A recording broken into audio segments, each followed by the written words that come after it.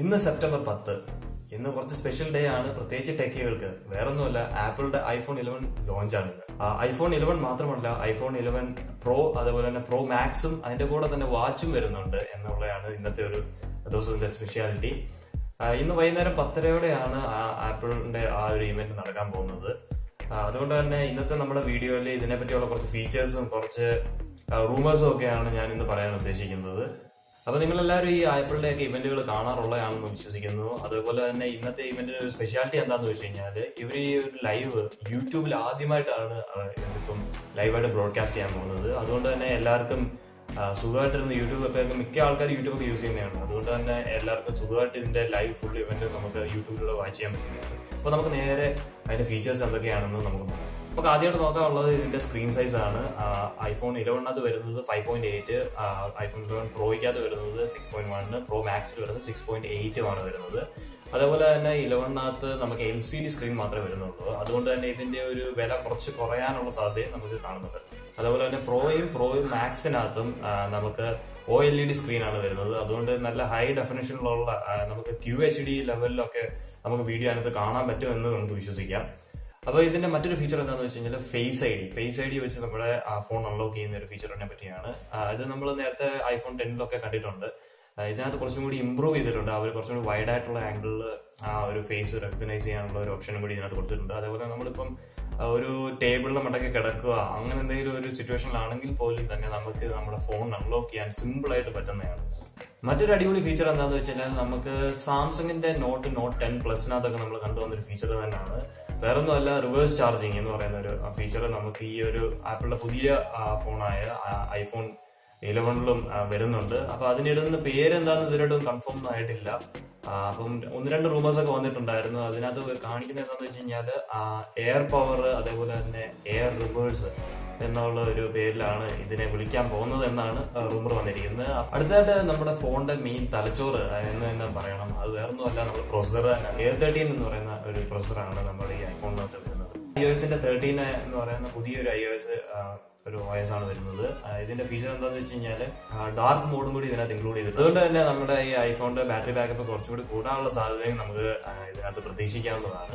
ഒരു important feature എന്താണെന്ന് വെച്ച് കഴിഞ്ഞാൽ, നമ്മൾ ഏറ്റവും കൂടുതൽ കാത്തിരുന്ന ഒരു ഫീച്ചർ തന്നെയാണ് എന്ന് നമുക്ക് പറയാൻ പറ്റും. വേറൊന്നുമല്ല, നമ്മുടെ ഈ ഐഫോണിന്റെ ക്യാമറയെ പറ്റിയാണ്. ഇതിനകത്ത് മെയിനായിട്ട് വരുന്നത് ട്രിപ്പിൾ ക്യാമറ സെറ്റപ്പ് ആണ്. ഇത് അറേഞ്ച് ചെയ്തിരിക്കുന്ന ഒരു സ്ക്വയർ പാറ്റേണിലാണ് അറേഞ്ച് ചെയ്തിരിക്കുന്നത്. അതിനകത്ത് ഫ്ലാഷ് ഉൾപ്പെടെ ഇൻക്ലൂഡ് ചെയ്യും. അപ്പൊ ഈ ക്യാമറയുടെ മെയിൻ ആയിട്ടുള്ള ഫീച്ചർ എന്താണെന്ന് വെച്ച് കഴിഞ്ഞാൽ, ലോ ലൈറ്റ് കേപ്പബിലിറ്റി ഉണ്ട്. അതുകൊണ്ട് തന്നെ നമുക്ക് നൈറ്റ് മോഡിലൊക്കെ കിട്ടില്ല ഫോട്ടോസ് ഒക്കെ നമുക്ക് ഇതിനകത്ത് എടുക്കാൻ പറ്റും. അതേപോലെ തന്നെ നമുക്ക് വൈഡ് ആംഗിളിൽ വീഡിയോ ഷൂട്ട് ചെയ്യാനും ഈ ഒരു ക്യാമറ വെച്ച് പറ്റും എന്നുള്ളൊരു കാര്യം കൂടി ഇൻക്ലൂഡഡ് ആണ് ഇതിനകത്ത്. ഐഫോൺ 11 മറ്റൊരു പ്രധാനപ്പെട്ട കാര്യം എന്താണെന്ന് വെച്ച് കഴിഞ്ഞാൽ, ഇതിന്റെ ബാക്ക് സൈഡ് ബിൽഡ് ചെയ്തിരിക്കുന്നത് സിംഗിൾ ഗ്ലാസ് മെറ്റീരിയൽ കൊണ്ടാണ്. അപ്പം എല്ലാവർക്കും ഒരു സംശയം വരും, ഇത് പൊട്ടുമോ എന്നൊക്കെയുള്ള ഒരു പേടി വരും. അപ്പം ഇതിനകത്തൊരു സ്പെഷ്യാലിറ്റി എന്താണെന്ന് വെച്ച് കഴിഞ്ഞാൽ, ഷാട്ടർ പ്രൂഫ് ഗ്ലാസ് ആണ് ഇതിനകത്ത് യൂസ് ചെയ്തിരിക്കുന്നത്. അങ്ങനെ പെട്ടെന്നൊന്നും തറ വീണ് കഴിഞ്ഞാൽ ഇത് പൊട്ടാനുള്ള സാധ്യതയില്ല. എന്തായാലും ഇനിയിപ്പോ ഈ ഐഫോണിന്റെ ലോഞ്ച് കഴിയുമ്പോൾ പലരും ഇതിന്റെ സ്ക്രാച്ച് ടെസ്റ്റും ഡ്രോപ്പ് ടെസ്റ്റും ഒക്കെ നടത്തും. അപ്പൊ അതിനുശേഷം നമുക്ക് തീരുമാനിക്കാം ഇത് പൊട്ടുമോ ഇല്ലയോ എന്നുള്ളത്. എനിവേ ഇത് ഇപ്പം പൊട്ടത്തില്ല എന്നൊക്കെയുള്ള ഒരു റൂമറാണ് നമുക്കിപ്പോൾ അറിയാൻ കഴിഞ്ഞത്.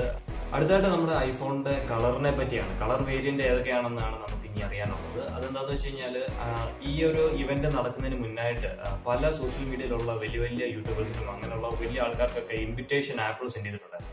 അപ്പൊ ആ ഇൻവിറ്റേഷനിനകത്ത് നോക്കിയാൽ കാണാൻ പറ്റുമായിരുന്നു, നമുക്ക് ഈ ആപ്പിളിന്റെ ലോഗോ ഒരു ഡിഫറെന്റ് ആയിട്ടുള്ള ഒരു കളർ അല്ലെ പല ടൈപ്പ് കളറുകൾ മിക്സ് ചെയ്തിട്ട് അല്ലെങ്കിൽ ഒരു കളറിന്റെ ഒരു സ്റ്റാക്ക് തന്നെയാണ് ഒരു ലോഗോ ബിൽഡ് ചെയ്തിരിക്കുന്നത്. അപ്പൊ അതുകൊണ്ട് തന്നെ ഈ ഐഫോണിന്റെ കളർ ആ ഒരു വേരിയന്റ് വരുന്ന പല കളറിലായിരിക്കും നമുക്ക് ഐഫോൺ 11 ഒരു ബിൽഡിംഗ് എന്ന് നമുക്ക് പറയാൻ പറ്റും. നമുക്ക് എന്താണെന്ന് അറിയത്തില്ല, നമുക്ക് ഇൻവിറ്റേഷൻ ഒന്നും കിട്ടിയിട്ടില്ല. ഇനി ഭാവിയിൽ ഇൻവിറ്റേഷൻ കിട്ടുമെന്നൊക്കെയുള്ള ഒരു പ്രതീക്ഷയുണ്ട്. ഇൻവിറ്റേഷൻ കിട്ടണമെങ്കിൽ നിങ്ങളുടെ സപ്പോർട്ട് ഉണ്ടെങ്കിൽ മാത്രമേ പറ്റത്തുള്ളൂ.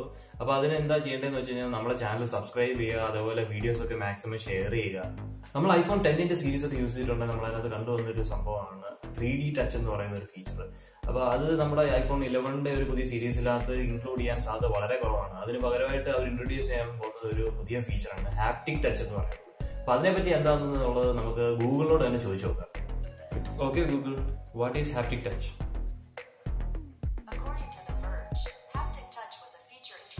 The iPhone XR that lets you get some of the same functionality as 3D touch without having the specialized hardware. For now, it's largely limited to launching the camera or flashlight on the lock screen or adjusting control center settings.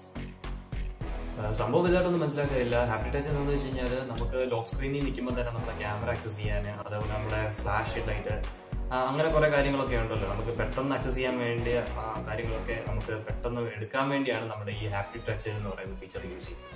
അടുത്തായിട്ട് നമ്മളെല്ലാവരും ഉറ്റു നോക്കിക്കൊണ്ടിരുന്ന വേറെ ഒരു കാര്യം, അല്ലെങ്കിൽ നമ്മുടെ ഈ ഒരു ഫോണിനെ പറ്റിയുള്ള കാര്യം എന്താണെന്ന് വെച്ച് കഴിഞ്ഞാൽ ഇതിന്റെ പ്രൈസിങ്ങിനെ പറ്റിയുള്ളതാണ്. അപ്പൊ എന്തായാലും നമുക്ക് ഈ ഒരു ഐഫോണിന്റെ ഈ ഒരു 3 വേരിയന്റ് നമുക്ക് ഒരു ചെറിയ പ്രൈസിലൊന്നും കിട്ടത്തില്ല എന്നുള്ള കാര്യം നമുക്ക് ഉറപ്പാണ്. അപ്പൊ എന്തായാലും ആ ഒരു വില എന്ന് പറയുന്നത് $999 സ്റ്റാർട്ട് ചെയ്യുന്നതെന്നാണ് നമുക്ക് ഇപ്പൊ കിട്ടിയ ഒരു റൂം അത്. അപ്പൊ അതെന്തായാലും നമുക്ക് ഇതിനെ പറ്റിയുള്ള കൂടുതൽ ഫീച്ചേഴ്സും അതിന്റെ ഒരു കാര്യങ്ങളെല്ലാം നമുക്ക് ഈ ലോഞ്ചിന് ശേഷം മറ്റൊരു വീഡിയോയിലൂടെ നാം വരുന്നതായിരിക്കും. അപ്പൊ എല്ലാവർക്കും ഈ വീഡിയോ ഇഷ്ടപ്പെട്ടു എന്ന് വിചാരിക്കുന്നു. ഇഷ്ടപ്പെട്ടവർ ലൈക്ക് ചെയ്യുക, അതേപോലെ തന്നെ ഷെയർ ചെയ്യുക. നമ്മുടെ ചാനൽ സബ്സ്ക്രൈബ് ചെയ്യാൻ പ്രത്യേകിച്ച് മറക്കരുത്. കൂടെ കാണുന്ന ബെല്ലൈക്കൺ ക്ലിക്ക് ചെയ്യാനും മറക്കരുത്. അപ്പൊ നമ്മളിടുന്ന പുതിയ വീഡിയോസിന്റെ എല്ലാ നോട്ടിഫിക്കേഷനും കിട്ടുന്നതായിരിക്കും. അപ്പൊ നമ്മൾ മറ്റൊരു വീഡിയോയിൽ കാണാം.